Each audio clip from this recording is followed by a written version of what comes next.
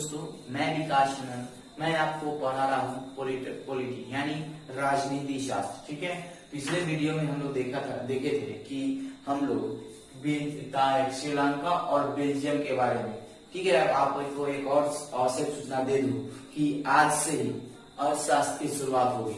आज से ही अर्थशास्त्र की शुरुआत होगी। वीडियो के लिंक डिस्क्रिप्शन में रहेंगे। ठीक है, आप ध्यान से देख लीजिएगा, क्योंकि आज से अर्थशास्त्र पूरी जड़ से पकड़ कर पढ़ाएंगे, जैसे पॉलिटी पढ़ाए थे। याद है पॉलिटी और जिस तरह शुरू से बताया थे, और उसी प्रकार क्या होगा अर्थशास्त्र भी पढ़ाएंगे, क्योंकि हमें आपकी सिलेबस जल्द से जल्द खत्म करना है। और लॉकडाउन का समय चल रहा है, तो क्या है कि सभी का ध्यान रखना पड़ेगा। आप मेरे छोटे भाई हो, हम भी आपके से बड़े भाई जैसे ही हैं। क्या है कि आपका ध्यान रखना मेरी भी जिम्मेवारी बनती है। तो चलते हैं वीडियो की ओर। हम बात कर चुके हैं क्या श्रीलंका और बेल्जियम के बारे में। तो उसमें क्या हुआ था, वहां पे क्या हुआ था कि इनसे बात को समझा चुके हैं। अब क्या करने को, वहां पे जो घटना घटी थी उसकी साझेदारी कैसे हुई, ऐसे चलते हैं। तो चलते हैं थोड़े इसके विचार के बारे में कि जो उनके साथ हुआ था। क्या हुआ था, तमिल लोगों पे सिंगली लोग अपना अधिकार जमा रहे थे, अपना वर्चस्व दिखाना चाहते थे, अपना ताकत दिखाना चाहते थे, क्योंकि वहां पे क्या था, सिंगली लोग मजबूत थे और क्या थे, पैसे से भी मजबूत थे, सब चीज से मजबूत थे। आरक्षण की व्यवस्था में बात करें तो जहां पे फॉर द एग्जाम्पल क्या होता था, जहाँ ग्रेजुएट जाते थे तमिल, और वहीं पे क्या जाता था, सिंगली जाते थे मैट्रिक वाले, तो सिंगली को जॉब मिल जाता था, लेकिन क्या तमिलों को नहीं मिलता था। ये सब देखकर क्या हुआ, इन लोगों के विचार में, किन लोगों के विचार में, तमिलों के विचार में आया कि उनके मन में आक्रोश हुआ, भेदभाव हुआ, और उनसे क्या था, तमिलों को ही क्या हुआ था, राजनीतिक अधिकारों से वंचित किया गया था। किनको, तमिलों को। तो भाई जाहिर सी बात है, आपको कोई दबाएगा, आप दबाएंगे नहीं। जाहिर सी मॉडर्न युग है, कोई बहुत बड़ा पैसा वाला भी और गरीब को दबाना चाहे जबरदस्ती, तो आजकल की बात है भाई नहीं दबेंगे, क्योंकि सबका अधिकार है ना। संघ भारत में ही रहते हैं, तो भारत एक संघीय राज्य यानी धर्मनिरपेक्ष राज्य है।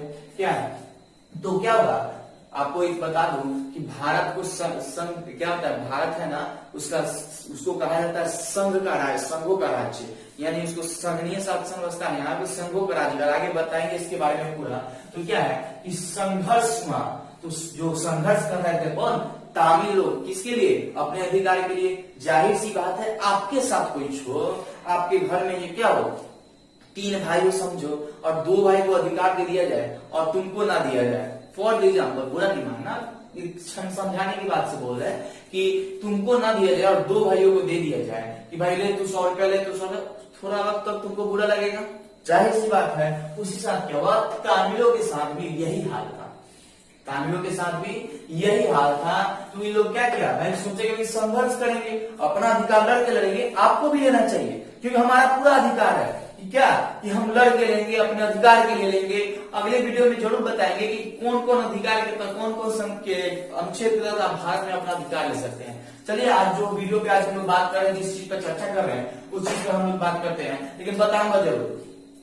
तो इन लोगों के मन में आया कि संघर्ष जो कर रहे हैं, कि इसका मुद्दा क्या हुआ जिस संघर्ष का, तो इनका मेन मुद्दा था क्या, शिक्षा। इनका मेन मुद्दा था शिक्षा, और इनका जो दूसरा मुद्दा था क्या, रोजगार। इनका दूसरा मुद्दा क्या था, रोजगार। आपको बता चुके हैं पहले भी, क्या हुआ था कि जहां पे जाते थे कौन, ग्रेजुएट, उनको जॉब नहीं मिलता था। सिंगली जाते थे मैट्रिक वाले, उनको जॉब मिल जाता था। तो भाई भेदभाव हुआ कि नहीं हुआ, शिक्षा इंडिविजुअली प्राप्त करने में बहुत मुश्किल होती थी। भाई किसी, अगर आपको किसी चीज का आवश्यकता है, वो आपको ना मिले, जाहिर सी बात है आपको दिक्कत परेशानी होगा ही होगा।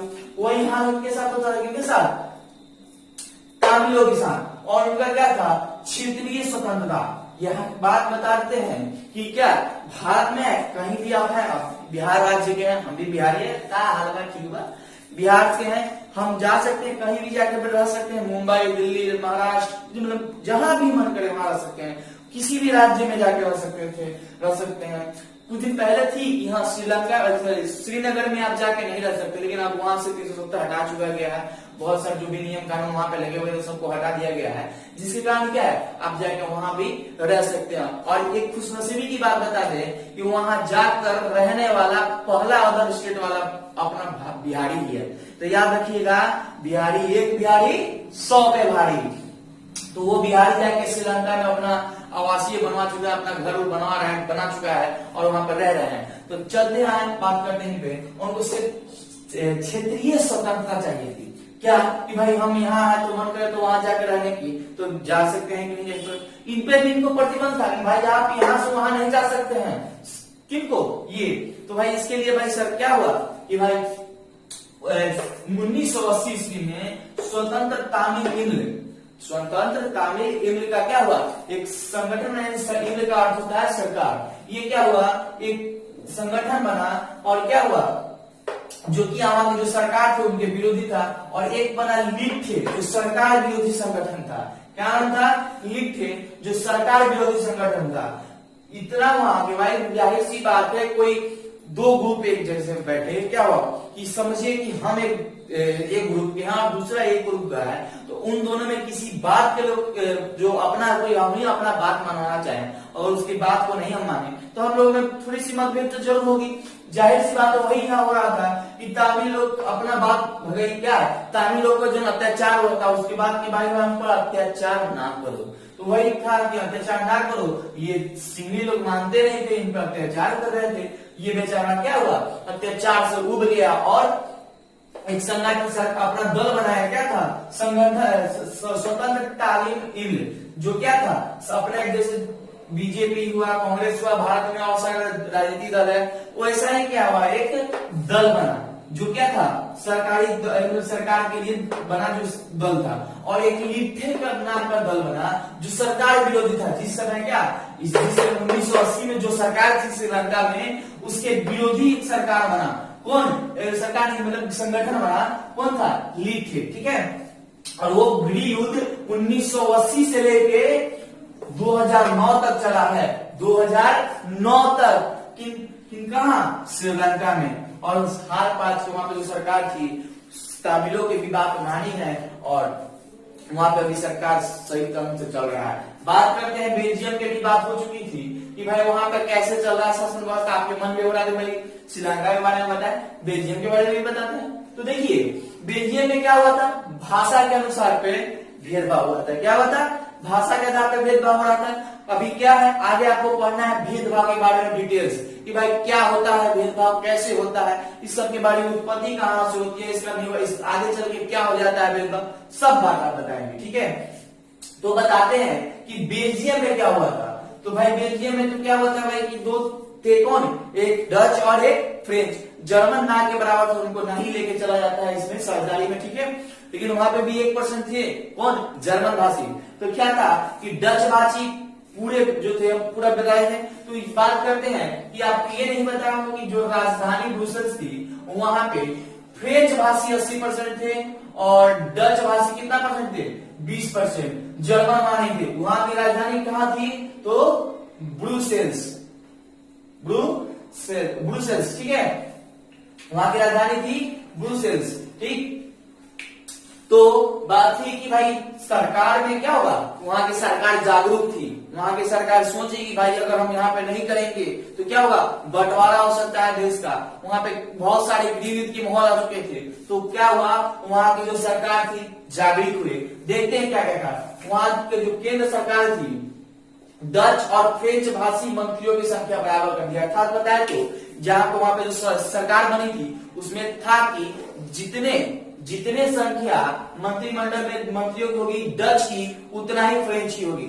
जाहिर सी बात है, अगर कोई बात होगा, अगर हम भी 5 आदमी हो, आप भी 5 आदमी हो और बैठ के किसी मुद्दे पे बात करेंगे तो क्या होगा, उस बात को सही ढंग से नहीं कर पाएंगे। और एक तरफा भी नहीं होगी, भाई नहीं हम अकेले थे, क्या हुआ आप 5 आदमी थे, अब अपना बात मनवा लिए। वो नहीं कहेगा हम 5 आदमी थे, वो अकेले थे, उसको थोप के चल दिए। ऐसा नहीं होगा। इसीलिए क्या कि वहां की सरकार ने वहां पर क्या हुआ, बराबर मंत्रियों वाली सरकार बना दी। भाई जो भी होगा दोनों आदमी अपने में बैठ के सलटेगा। ठीक है। देश में जो भी विधायिका बनती है, जैसे कोई भी कानून पास होता था, तो जैसे देखा कि दो भाषी के मंत्रिमंडल थे, तो क्या होता था, जो भी कानून बने डच में और फ्रेंच में दोनों क्या रहता है कि भाई आप दोनों देखिए, अगर आप दोनों को पसंद आएगा तभी कानून लागू होगा। अर्थात क्या था कि भाई मान लीजिए ये डच है और ये फ्रेंच है, अगर कोई कानून डच पास कर दे और फ्रेंच पास ना करे तो वो कानून नहीं पास होने वाला था, वो कानून नहीं लागू होने वाला था। कहाँ? बेल्जियम में। अगर क्या फ्रेंच पास कर दे और डच पास ना करे तो वो भी कानून पास नहीं होने, यानी करने का मतलब है दोनों पास करे, दोनों कोई भी विधायिका दोनों मिल के पास करे तो ही वो मतलब लागू होगा, वरना नहीं लागू होगा। ठीक है। केंद्र सरकार की अपेक्षा राज्य सरकार को अधिकार दिया गया, अर्थात कहने का मतलब है कि जो भी मतलब कानून व्यवस्था थी उसमें केंद्र को कम और राज्य सरकार को अधिक व्यवस्था दी गई थी। जैसे कोई भी विकास के मामले में, कोई भी का रोड बनवाना, जो भी काम हो, क्या था कि राज्य सरकार को अधिक पावर दिए गए। किसके लिए? तो शांति व्यवस्था को बनाए रखने के लिए। किसके लिए? शांति व्यवस्था को बनाए रखने के लिए। कहा? ब्रुसेल्स में। और क्या उसकी ब्रुसेल्स थी, उसकी राजधानी कहा? पूरे बेल्जियम में थे। क्या कि पूरे क्या बनाया गया था कि भाई जो भी राज्य सरकार है वो क्या करेंगे, अपने शांति व्यवस्था को बनाए रखने के लिए एक उनको विशेषाधिकार दिया गया था।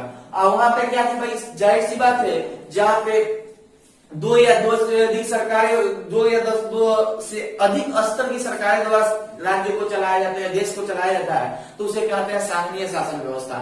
संघीय शासन व्यवस्था के बारे में आगे पढ़ना है। और इसके बारे में मतलब वैसी शासन व्यवस्था जिसमें दो या दो से अधिक सरकारें मिलके किसी व्यवस्था को चलाती है या किसी राज्य के शासन को चलाता है, उसे कहते हैं संघीय शासन व्यवस्था। उसको बारे में पूरी डिटेल से बताएंगे जब हमें आएगा ये टॉपिक पढ़ने का। अभी हम line by line, topic by topic पढ़ते हुए चल रहे हैं, तो उसमें अब आया है तो थोड़ी सी बता देंगे इसके बारे में, संघीय शासन व्यवस्था के बारे में पूरी डिटेल से पढ़ना है। इसके लिए आप बेझिझक रहिए, ये अभी है विकास शरण जो आपको पढ़ाएगा, जरूर पढ़ाएगा। ठीक है। दूसरी बात करते हैं, बेल्जियम की राजधानी में एक अलग राज्य, अलग सरकार करा था। जैसे कि था कि पूरा बेल्जियम था, उसमें क्या था, पूरा बेल्जियम था, उसमें राज्य स्तरीय सरकार अलग थी। ठीक है। लेकिन एक केंद्र के लिए जो कि ब्रुसेल्स की राजधानी थी, वहां पे एक अलग प्रकार की सरकार बना दी गई कि भाई देखिए, जो भी अपना राज्य स्तरीय क्षेत्रीय सरकार थी वो अपन शासन व्यवस्था तो चला रही थी, लेकिन क्या था कि उसमें बेल्जियम में स्पेशल सरकार बनाई गई। इसलिए कि बेल्जियम को देखेंगे, क्योंकि जानते हैं कि पूरे देश में, राज्य में क्या था कि डच की ब्रुसेल्स में क्या था कि 80% फ्रेंच थे, फ्रेंच 80% थे और डच कितने थे, 20%। लेकिन क्या था, वही उल्टा था। कहा? पूरे राज्य में, वहां पे क्या था, पूरे बेल्जियम में कि डच की जनसंख्या अधिक थी, डच की जनसंख्या अधिक थी, इसके लिए एक अलग सरकार बनाई गई। एक तीसरी प्रकार की सरकार थी जो क्षेत्रीय सरकार होती है, स्थानीय सरकार होती है। जैसे अब हम लोग देखते हैं ना, ग्राम पंचायत होता है वगैरह, पंचायती राज व्यवस्था के बारे में, उसके बारे में पढ़ना है, टेंशन नहीं लीजिएगा, टॉपिक बाय टॉपिक जैसे आएगा वैसे हम आपको बताएंगे। ठीक है। तो एक अलग प्रकार की वो भी यहाँ पे एक सरकार थी जो क्या थी, देखता वो ये उसका ज्यादा कुछ काम नहीं था, देखना ये था कि जो स्पेशल, जैसे कि है एक मोहल्ला है, उसमें जाहिर सी बात है कि एक जगह हम रहेंगे तो उसमें क्या होगा, हिंदू भी रहेंगे, मुस्लिम भी रहेंगे, सिख भी रहेंगे, ईसाई भी रहेंगे, जो भी संप्रदाय, धर्म संप्रदाय के लोग हैं एक पास रखते हैं। मोहल्ला में आपके होंगे, आपके गाँव में होंगे, आपके पड़ोस में होंगे ही। तो क्या था, उनके वजह से यहाँ पे डच और फ्रेंच थे और जर्मन थे, तो यहाँ पे डच और फ्रेंच, जर्मन को किसी से कोई दिक्कत नहीं था तो फ्रेंच और डच के बीच में, तो इन दोनों के बीच कोई किसी प्रकार की लड़ाई झगड़ा या कोई अलग प्रकार का मतभेद ना हो, इसके लिए तीसरी सरकार बनाई गई थी जो कि छोटे स्थान पर शासन करती थी। ठीक है। एक और बात बता दी आपको, जानकारी है तो कि जो यूरोप संघ का मुख्यालय कहाँ है, ब्रुसेल्स में, जो बेल्जियम की राजधानी है। और कुछ जनरल नॉलेज वाली बातें बता दे कि आप जो चॉकलेट खाते हैं, उस कहने का मतलब है जो चॉकलेट खाते हैं उसका 60% चॉकलेट आपको बेल्जियम देता है। खाते हैं ना कैडबरी वगैरह, उसी प्रकार का जो चॉकलेट बनता है ना 60% बेल्जियम देता है। कहने का मतलब है कि वहां की इतना चॉकलेट बनता है, इतना चॉकलेट बनता है कि अगर कहे तो वहां के बेल्जियम की जनसंख्या कितना बताए थे, 1 करोड़ बताए थे ना। इतना चॉकलेट बनाता है कि वहां के प्रत्येक आदमी को 25-25 किलो चॉकलेट दिया जाए तो क्या है, तब तक भी चॉकलेट खत्म नहीं होगा, वहां का बच जाएगा। और बता दे, फॉर नॉलेज ही बता रहे हैं, इसको आप नहीं कीजिएगा कि वहां पे बहुत वेराइटी, बहुत किस्म का बियर बनाया जाता है, जो दारू वगैरह करते हैं ना बियर, वो इतना की करीबन एक साल तक एक आदमी रोज एक एक ब्रांड पिए तो करीबन 4 साल तक वहां पे ब्रांड पिएगा, रोज एक अलग अलग, आज ए तो कल बी तो कल सी, एग्जाम्पल हमको नाम पता नहीं है, तो उतना वहां पे कंपनी का उतना ब्रांड का वहां पे बियर बनता है। चलिए कुछ इंपॉर्टेंट बात को और देखते हैं, जो द्वंद्ववाद नहीं पढ़ना था, अभी टॉपिक तो क्या चल रहा है, द्वंद्ववाद ही, ठीक है, और इतना कोई यूट्यूब पे नहीं पढ़ेगा द्वंद्ववाद के बारे में, ठीक है। तो बात करते हैं असम में क्या हुआ था, बिहारी क्या थे, बिहारी छात्रों के साथ मारपीट गई थी। वहां पे क्या होता था कि बिहारी छात्र, जाहिर सी बात है, थोड़े पढ़ने में अच्छे होते हैं, आप भी हमको पता है क्या है कि बिहार राज्य के स्टूडेंट थोड़ा पढ़ने में अच्छे होते हैं, और क्या था, असम लोग नहीं सह पाते थे, भाई क्या है, बिहारी एक बारी 100 पे बारी, जाहिर सी बात है। क्या होगा, तो क्या होता था कि बिहारी लोग भारी पढ़ते थे, पढ़ाई लिखाई के बिहारी के छात्र वहां के नौकरी वगैरह जाके बिहारी ले लेते थे, उतना असम के बारे में पावड़े नहीं था कि भाई लेगा बिहारी है, भाई जाहिर सी बात है, हम भी बिहारी, आप भी बिहारी, सब है, सब पे हम लोग भारी। तो क्या था कि जाते थे और वहां पे नौकरी वगैरह आराम से लेते थे, पढ़ाई लिखाई वहां पर कर लेते थे। इसके कारण क्या, असम के छात्रों में खलने लगा, असम के लोगों को खलने लगा कि भाई बिहार से आ रहा है, पिछड़ा और पिछड़ा राज्य है, क्या उसको बीमारू राज्य कहा जाता है, बिहार को बीमारू राज्यों में से कहा जाता है। तो बिहार का बीमारू राज्य का गरीब दुर्गा राज्य आया, बिहार के हमने क्या होता, कमा नौकरियां लेके चल जाता, ऐसा थोड़े होगा, नहीं होगा। तो क्या हुआ, ये सब बिहारी छात्रों को साथ मारपीट करने लगा और उसको भगाने का प्रयास करने लगा कि भगवा की ना भगवत, एक बहुत भगाने का प्रयास किया, वहां पे जितने भी छात्र थे उनको मार के भगाने की प्रयास किया। उसी तरह क्या था, महाराष्ट्र जो है, जैसे कि अहिंदी राष्ट्र, अहिंदी राज्य थे, उनमें क्या किया जाता था कि जो अहिंदी भाषी थे, हिंदी जो भाषी थे, जैसे कि समझिए बिहार में कई लोग और उत्तर प्रदेश, खासकर बिहार और उत्तर प्रदेश के लोगों के साथ क्या किया जाता था, जैसे महाराष्ट्र था, वहां पे भी इसके साथ दुर्व्यवहार किया, वहां पे मारा पीटा गया था, बहुत सारे ऐसे काम किया गया था, जो कहे तो अब हिंदी भाषी लोग हिंदी भाषी पर अत्याचार व्यवहार करते थे। और क्या कहते हैं कि Tata institute of social sciences एक क्या है, इंस्टीट्यूट है जो क्या होता है, सोशलिटी के बारे में पता करता है।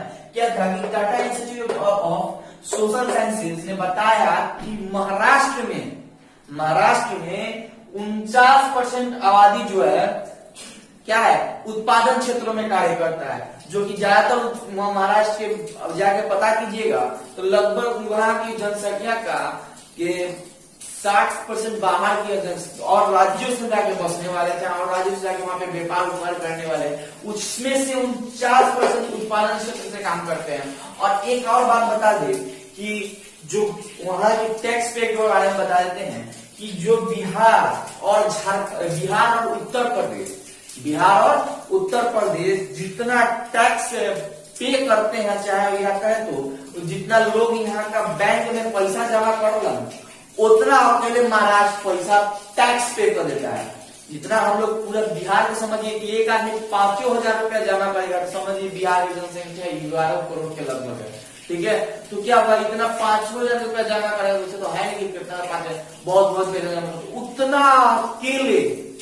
उतना अकेले महाराष्ट्र टैक्स पे करता है, जितना हम लोग उत्तर प्रदेश और बिहार मिला के जमा करते हैं बैंक में पैसा, के आगे चलकर काम आएगा, ठीक है। ये आज का वीडियो समाप्त होता है, क्योंकि वीडियो जब लंबा हो जाएगा तो पढ़ने में मजा नहीं आता है, ठीक है। तो आप हमारे चैनल को सब्सक्राइब, वीडियो को लाइक और वीडियो को अपने दोस्तों के साथ शेयर करना नहीं भूलिएगा, क्योंकि जो पढ़ाई यहाँ मिलेगी और कहीं नहीं मिलेगी।